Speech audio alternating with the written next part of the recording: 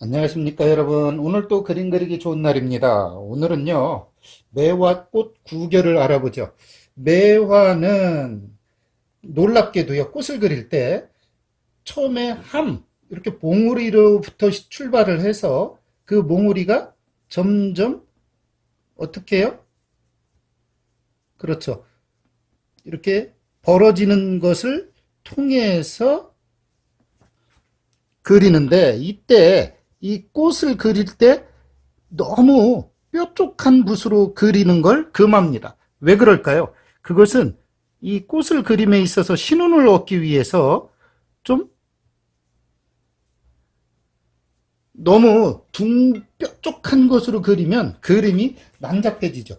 이렇게 몽우리로부터 함에서 방까지를 그리고 또 하나는 이런 것만 있는 게 아니라 측면도 있고, 예를 들어서 이쪽에 측면도 있고, 반대로 또 이쪽에 측면도 그려줄 수 있어야 되고, 이렇게. 그리고 또 치우치기만 하는 게 아니라 숙인 것도 그릴 수 있어야 돼요. 이렇게 숙인 것. 이런 식으로 숙인 것도 그릴 수 있어야 되고, 또 떨어지듯 달려 있으면서 이렇게 된 거. 예를 들어 나비처럼 돼 있는데 뒤로도 가고 살짝 가서 이렇게 활들짝 뒤집어진 거. 형체를 ang, 편, 소위 말하면 정면 뭐 이런 것도 다 있어야 되고요. 그렇지만 또 어디는 이렇게 밀집돼서 그리지만 이렇게 제각각 방향이 다르게 그려주고, 또 아래로도 가주고 또 위로도 이렇게 살짝 가주고, 제각각 번성하고 겹치더라도 속에서 이렇게 어떠한 줄기가 이렇게 있으면 이런 식으로 줄기가 있어도 제각각 방향이 다르게 이렇게 다르게, 그리고 번성한 곳은 번성하더라도 어지럽지 않고, 또 화판에는 크고 작음이 있어야 돼. 이렇게 큰 것도 이렇게 있는가 하면 작은 것도 있고, 가는 것이 있는가 하면 묵직한 것도 이렇게 들어와 줘야 되고, 이런 식으로 해서 제각각 있어야 돼요. 야, 그리고 또 소밀이라고 경중, 화는 부득병생이 나란히 나는 걸 금합니다. 여기에 이제 점점 꽃받침을 한번 해보자고. 꽃받침이나 이 화심은 마치 미인의 눈이 있는 것 같아서 이것을 통해서 어떤 게 드러나요? 그렇죠. 어떠한 꽃의 강함이나 매력이 확 더 두드러지게 드러나게 되죠. 응?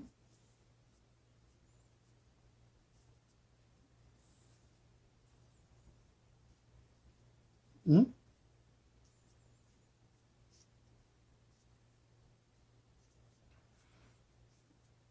이렇게 방향이 제각각 다르고, 또 이쪽을 향해서 피기도 하고 이쪽을 향해서 있기도 하고, 또 아래쪽을 향해서 있기도 하고, 그러면서 이렇게 화들짝 다 떨어져 나가듯이 있는 것도 있어야 되고, 어느 방향 위에 붙어 있고 하더라도 난잡하지 않게, 그리고 서로 마주나게, 이쪽이 있으면 이쪽 서로 어긋나게, 그리고 큰 화판이 있는가 하면 자잘하고 작은 화판도 있게, 이것이 비결이죠.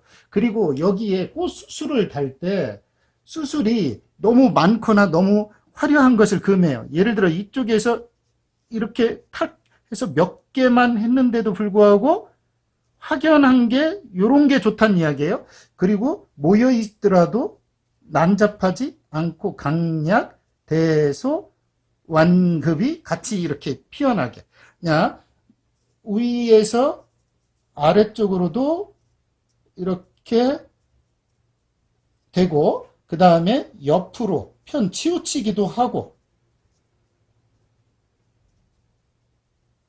이렇게 치우치기도 하고, 서로 다른 방향으로 등지기도 하고 같은 방향으로 피는 것을 나란히 병개하는 걸 금해요. 그리고 이렇게 이제 슬슬 피기 시작한 것들은 이렇게 붙여주고 이렇게 가운데 꽃, 물론 여기에 암술과 수술이 있기는 해요. 그래서 하나가 이렇게 좀 크기는 합니다. 그거는 뭐 암술이 당연히 저기 크기는 해요. 여기가 이제 꽃잎이 떨어지면 매실이 맺히는 자리가 되겠죠. 이렇게.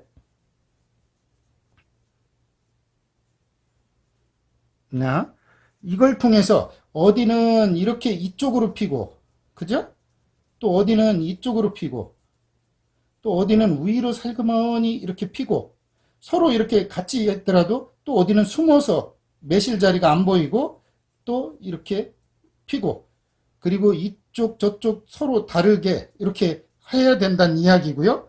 그래 놓고 화판이 이렇게 큰 게 이렇게 대가 있다 하면 이렇게 소도 있어야 된다는 거, 대소가 같이 있어야 된다는 이야기입니다. 화판이. 그리고 안으로 이렇게 좀 오그라든 게 있고 밖으로 이렇게 핀 게 활짝 한 게 있고, 이것을 우리는 함방이라고 그러죠. 그죠? 함과 방이 같이 있어야 된다는 이야기예요. 이런 것이 굉장히 중요하죠. 칙으로도 있고. 이제 제가 이렇게 꽃을 그리면서 여러분에게 구결을 한번 알려드릴게요. 매와 꽃을 그리는 구결 한번 알려드리도록 하겠습니다. 구결. 첫 번째, 번이불란입니다. 번성한, 이건 뭐 가지도 마찬가지예요.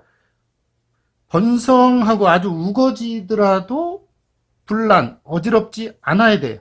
이건 뭐 예뿐이 아니라 어떠한 것도 마찬가지겠죠. 그죠? 그 다음 두 번째는 측정편 앙이 같이 있어야 돼요.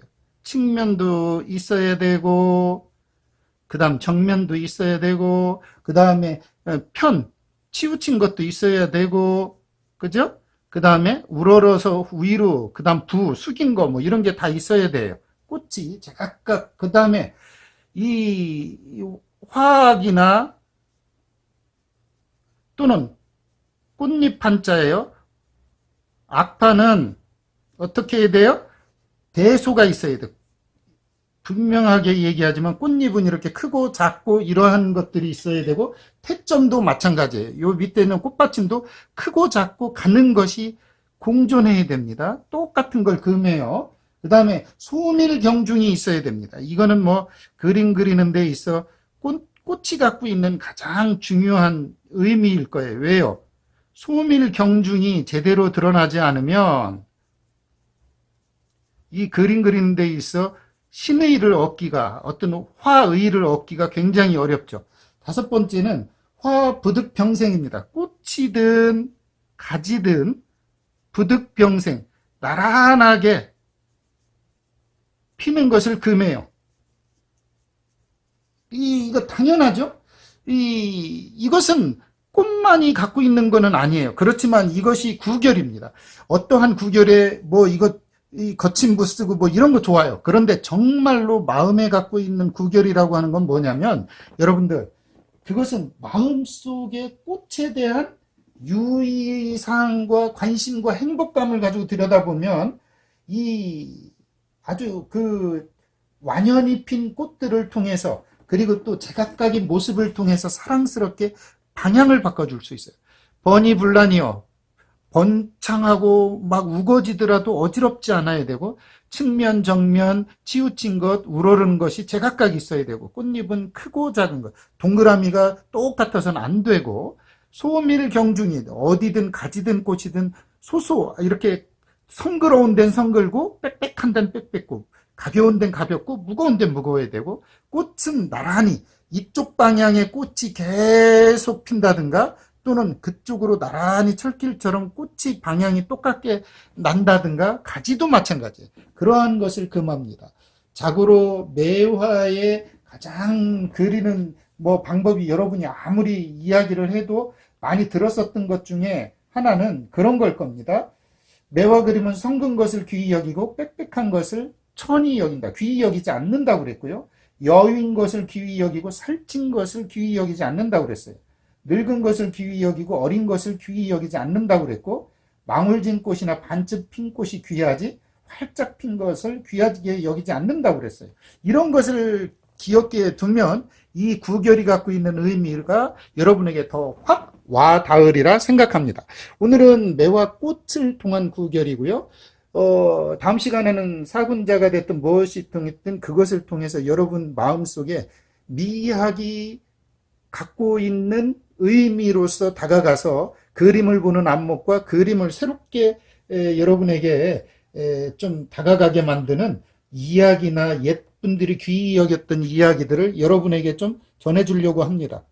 제가 지금 이렇게 하는 이유는 이게 또 혹시 안 보일까봐 제가 이렇게 살짝 한 거예요. 요거는 이런 식으로 여러분에게 제가 구결을 알려드렸는데 여러분이 좀 이걸 통해서 좀 많은 그런 걸 얻으셨으면 좋겠어요. 특히 이 꽃수술을 그릴 때 이렇게 반듯하게 그리지 않으셨으면 좋겠습니다. 이렇게 반듯하지 않게.